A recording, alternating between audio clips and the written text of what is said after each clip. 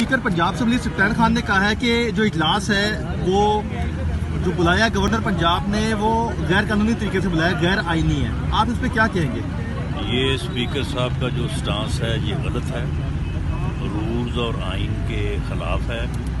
Governor जो है वो इजलास बुला सकता है और अगर कल 4 बजे इजलास न हुआ और चीफ मिनिस्टर ने इत्मीनान का वोट ना लिया तो he will cease to be in the office of chief minister. वो चीफ मिनिस्टर नहीं रहेंगे अगर कल 4 बजे के इजलास में इजलास मुनक्कद नहीं होता या इजलास मुनक्कद होता है तो वोट ऑफ कॉन्फिडेंस नहीं लेते।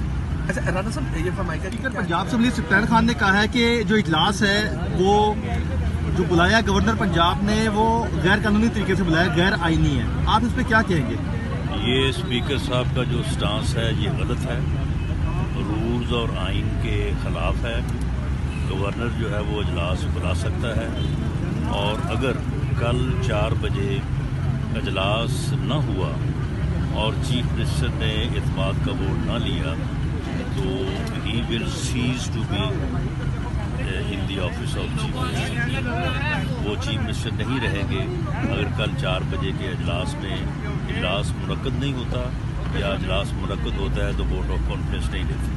अच्छा राना साहब, ये फरमाइएगा स्पीकर पंजाब असेंबली इमरान खान ने कहा है कि जो इजलास है वो जो बुलाया गवर्नर पंजाब ने वो गैर कानूनी तरीके से बुलाया, गैर आईनी है। आप इस पर क्या कहेंगे? ये स्पीकर साहब का जो स्टांस है ये गलत है, रूल्स और आइन के ख़िलाफ़ है।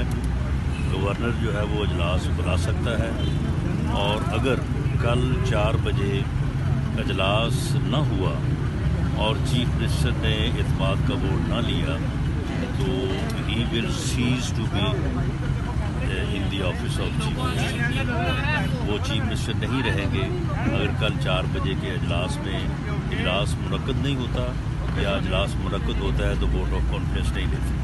अच्छा राना साहब, ये फरमाइएगा कि क्या देखें, चौधरी परवेज़ इलाही से राब्तों से मुतल्लिक़ जो आप बात कर रहे हैं ये एक आइनी बात है।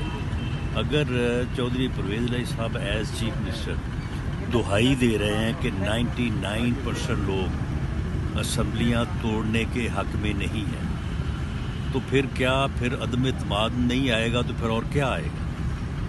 उनको रोका नहीं जाएगा तो फिर और क्या किया जाएगा? जब वो खुद ये कह रहे हैं कि ना मैं असम्बलियाँ तोड़ने के हक़ में हूँ ना 99% ऑफ देयर पार्लियामेंट्री पार्टी वो इस हक़ में है, तो ऐसी सूरत हाल में असम्बली जो है वो नहीं तोड़ी जा सकती।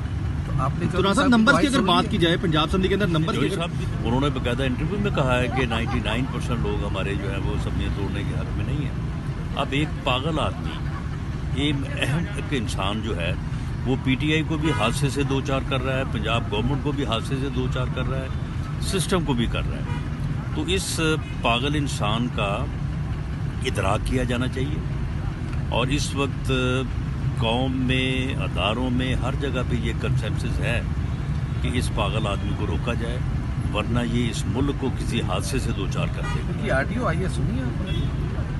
नहीं, मैंने अभी क्या अगर परवेज़ इलाही आप समझते हैं कि इत्मीनान का वोट लेने में नाकाम हो जाएंगे कल को, तो क्या नून लीग और इसकी तादी जमातें अपना वज़ीर आला ले आएंगी? नहीं, उन्हें इत्मीनान का वोट जो है वो लेना चाहिए और अपने लोगों को के साथ ये वादा करना चाहिए कि वो असम्बली नहीं तोड़ेंगे। जब 99% लोग चाहते हैं कि असम्बली ना तोड़ी जाए तो फिर चौधरी परवेज़ इलाही साहब क्यों तोड़ रहे हैं ऐसा? ठीक है, थैंक यू। मुलाकात है जरदारी साहब से भी कोई? जी, हम सब आपस में राब्ते में हैं। आसिफ जरदारी साहब से कोई मुलाकात हुई है आपकी? मैंने कहा कि हम सब आपस में राब्ते में हैं। अभी जो मीटिंग हुई है उसमें भी सभी से राब्ता है। अगर परवेज़ इलाही का इत्मीनान का वोट नहीं ले पाते तो क्या नून लीग इलेक्शन में जाएगी वज़ीर आला पंजाब के लिए? देखिए, वो तो फिर गवर्नर जो है वो नोटिफाई करेंगे नेक्स्ट चीफ मिनिस्टर के इलेक्शन के लिए और उसमें जो है वो PMLN समेत सभी लोग जा सकते हैं। Thank you sir.